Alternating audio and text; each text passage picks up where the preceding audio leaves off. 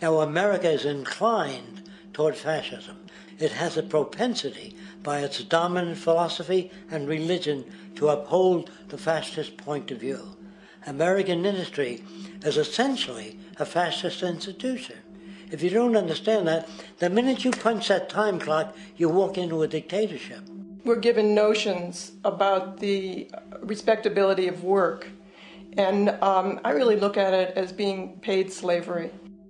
They're brought up to believe that you shall earn your living by the sweat of your brow. That holds people back, freeing people from drudgery, repetitive jobs which make them ignorant. You rob them. In our society, that is a resource-based economy, machines free people. You see, we can't imagine that because we've never known that kind of world. If we look back at history, we see a very clear pattern of machine automation slowly replacing human labor.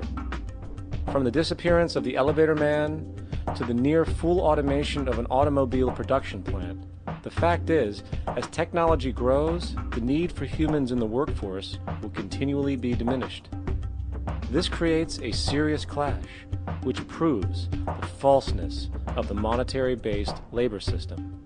For human employment is in direct competition with technological development. Therefore, given the fundamental priority of profit by industry, people through time will be continually laid off and replaced by machine. When industry takes on the machine, instead of shortening the workday, they downsize. You lose your job, so you have a right to fear machines. In a high-technology, resource-based economy, it is conservative to say that about 90% of all current occupations could be phased out by machines, freeing humans to live their life without servitude, for this is the point of technology itself. And through time, with nanotechnology and other highly advanced forms of science, it is not far-fetched to see how even complex medical procedures could be performed by machines as well, and based on the pattern, with much higher success rates than humans get today. The path is clear, but our monetary-based structure, which requires labor for income, blocks this progress, for humans need jobs in order to survive. The bottom line is that this system must go, or we will never be free, and technology will be constantly paralyzed. We have machines that clean out sewers. It frees a human being from doing that. So look at machines as extensions of human performance. Furthermore, many occupations today will have simply no basis to exist in a resource-based economy, such as anything associated with the management of money, advertising, along with the legal system itself. For without money, a great majority of the crimes that are committed today would never occur.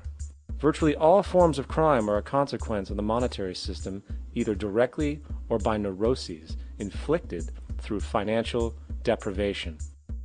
Therefore, laws themselves could eventually become extinct. Instead of putting up a sign, drive carefully, slippery when wet, put abrasive in the highway so it's not slippery when wet. And if a person gets in a car they're drunk and the car oscillates a great deal, there's a little pendulum that swings up and back, and that'll pull the car over to the side. Not a law solution. Put sonar and radar in automobiles so they can't hit one another. Man-made laws are attempts to deal with occurring problems, and not knowing how to solve them, they make a law.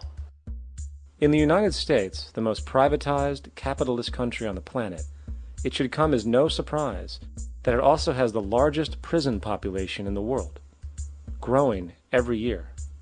Statistically, most of these people are uneducated and come from poor, deprived societies.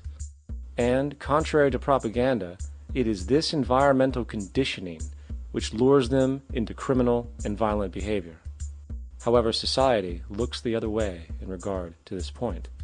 The legal and prison systems are just more examples of how our society avoids examining the root causes of behavior. Billions are spent each year on prisons and police, while only a fraction is spent on programs for poverty, which is one of the most fundamental variables responsible for crime to begin with. And as long as we have an economic system which prefers and in fact creates scarcity and deprivation, crime will never go away.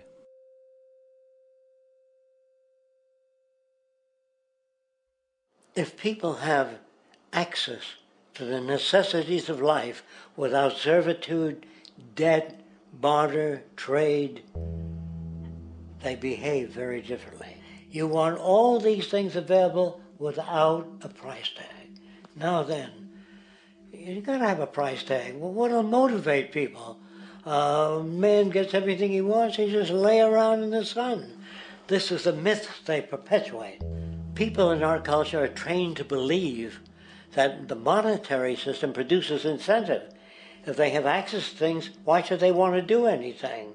They will lose their incentive. That's what you're taught to support the monetary system. When you take money out of the scenario, there would be different incentives, very different incentives. When people have access to the necessities of life, their incentives change. What about the moon and the stars? New incentives arise. If you make a painting that you enjoy, you will enjoy giving it to other people, not selling it.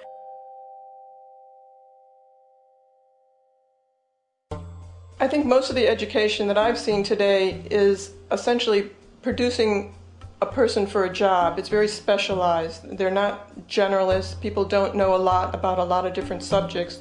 I don't think you could get people to go to war if they knew a lot about a lot of things. I think education is mostly rote, and they're not taught how to solve problems. They're not given the tools, emotionally or within their own field, of how to do critical thinking.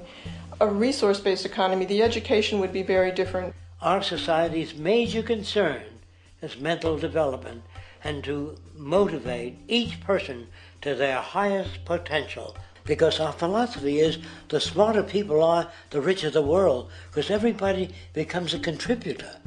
The smarter your kids are, the better my life will be, because they'll be contributing more constructively to the environment and to my life, because everything that we devise within a resource-based economy would be applied to society. There would be nothing to hold it back.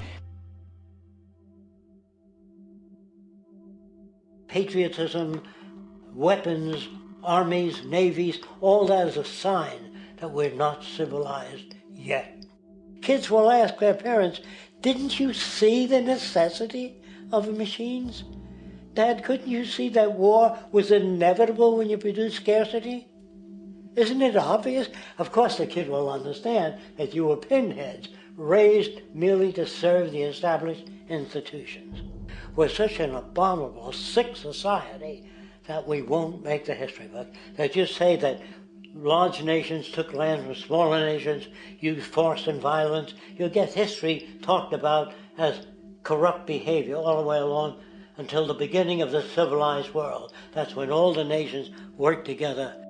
World unification, working toward common good for all human beings, and without anyone being subservient to anyone else.